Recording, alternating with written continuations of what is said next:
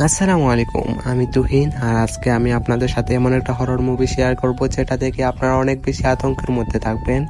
এখন কি হবে আর এখন কি হতে চলেছে এটা ভেবে।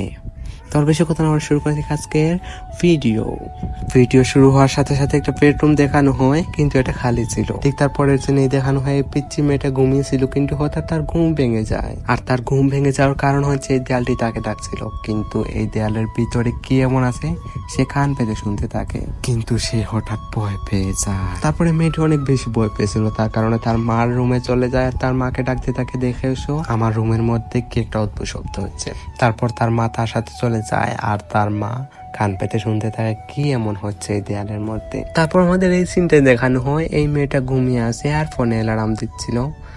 তখন সে জেগে উঠে, তখন আমরা বুঝতে পারি এটা একটা স্বপ্ন ছিল, কিন্তু সে ঘুম থেকে উঠেও সেই দেয়ালের মধ্যে তাকিয়ে থাকে। সে ভাবছিল এটা হয়তো সত্যি হতে পারে।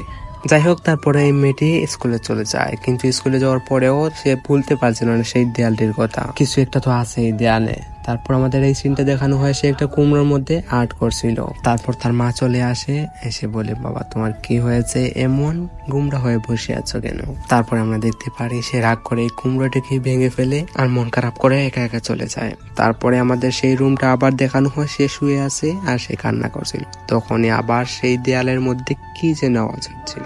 তারপর আমাদের এই সিনটা দেখানো হয়, দুইটা ছেলে গল্প করে হাঁটছিল, ঠিক তখনই একটা ছেলে পড়ে যায় আর তার পা ভেঙে যায়। এই মেয়েটা এটা দেখে অনেক বেশি ভয় পেয়ে যায়, কি হচ্ছে তার সাথে এসব। তারপর যখন সে বাসায় চলে যায় তখন তার বাবা তাকে অনেক বেশি কথা শোনায়, কারণ সে অনেক আজব হয়ে গেছে, কিরকম আচরণ করছে, কি হচ্ছে তার সাথে এসব। তার বাবা তাকে অনেক বেশি বকা দেয়, তখন সে কান্না করতে থাকে, কিন্তু তার মা তাকে অনেক বেশি ভালোবাসতো, তার কারণে তার বাবাকে তাড়িয়ে দেয় এখান থেকে। তারপর আমরা দেখতে পারি মেয়েটা কান্না করছিল আর বলছিল আমার সাথে কি হচ্ছে আমি নিজেও জানি না। তারপর তার বাবা তার পছন্দের জিনিসগুলো সবকিছু আগলা করে দেয়, আর তার মা তাকে একটা অন্ধকার রুমে নিয়ে চলে যায়, আর সেখানে অনেক বেশি অন্ধকার ছিল। তার মা বাবা তাকে এখানেই রেখে চলে যায়, কিন্তু এখানে রেখে চলে যাওয়ার পরেও তার নিস্তার হয়নি, তাকে বেঁধে রেখেছিল। তারপর সে ঘুমিয়েছিল, ঘুম থেকে উঠে দেখে তার হাত পা সবকিছু বাঁধা। তখন সে দেখতে পারে একটা পুতুল পড়ে আছে। তারপর আমাদের এই সিন দেখানো হয়, তার মা তাকে গোসল করাচ্ছিল, কিন্তু সে নিচের দিকে তাকিয়ে থাকে। তখন তার বাবা বলছিল কি হচ্ছে তোমার, কি এমন হচ্ছে আমাকে বলো, কিন্তু সে কখনো কথা বলে না, চুপ করে দেখে থাকে। আর তার গোসল করানো শেষ হওয়ার পরে সেই রুমে আবার নিয়ে চলে যায় আর তাকে রেখে চলে যায়। তারা ভাবছিল মূলত এই মেয়েটি পাগল হয়ে গেছে আর তারা তাকে ঠিক করার চেষ্টা করছে। তারপর আমরা দেখতে পারি সে আবার দেয়ালের কাছে চলে যায় আর দেয়ালে কি যেন শুনতে থাকে। তখনই চিন্তা করে সে এটা দেখবে, তারপর সে বসে যায় আর দেয়ালের ভিতর কি আছে এটা দেখার জন্য এটা এমন করে দেয়। তারপর সে দেখতে পায় এখানে একটা চোখ আছে, যেটা দেখে সে অনেক বেশি ভয় পেয়ে যায়। তারপর সে বলে কে তুমি, কোথায় থেকে এসেছো আর আমার দেয়ালের মধ্যে কি? এটা শোনার সাথে সাথে সে ঘুমিয়ে পড়তে চায়, কিন্তু তার ঘুমই আসছিল না, সে অনেক বেশি ভয় পেয়েছিল।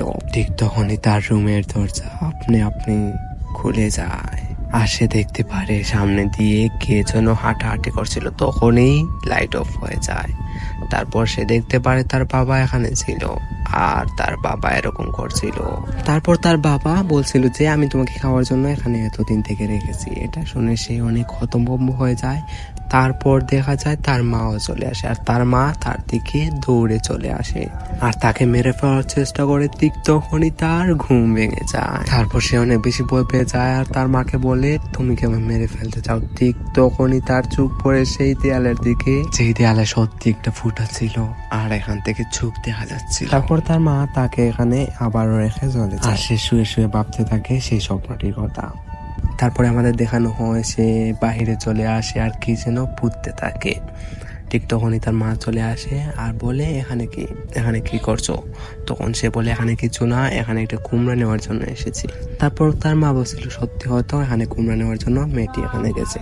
তারপর আমাদের এই সিন দেখানো হয় সে একা একা বসে আছে আর কান্না করতেছে, আর সে ভাবছিল তার কথা কেউ বিশ্বাস করে না, তার জন্য পুলিশকে কল দেওয়ার চেষ্টা করে। কিন্তু ঠিক তখনই তার মা চলে আসে। সে বলতে থাকে তুমি কাকে কল দিতে যাচ্ছ? তখন সে বলে আমি পুলিশকে কল দিতে চাচ্ছিলাম। তখন সে অনেক রাগান্বিত হয়ে যায় আর তার মেয়েকে নিয়ে চলে যায় সেই রুমে। তাকে অনেক গালাগালি করে আর সেখানে রেখে দেয়। কিন্তু হঠাৎ তার পায়ের দিকে খেয়াল পড়ে, তখন দেখতে পারে সে এখানে সত্যি একটা ফুটো রয়েছে। যেখান দিকে তাকায় সে অনেক বেশি ভয় পেয়ে যায়। তারপর তার মা তাকে এখান থেকে নিয়ে চলে যায়। যদি গল্পটির দ্বিতীয় পার্ট চান তাহলে অবশ্যই কমেন্ট করে বলেন। আর সবাই ভালো থাকবেন। আল্লাহ হাফিজ।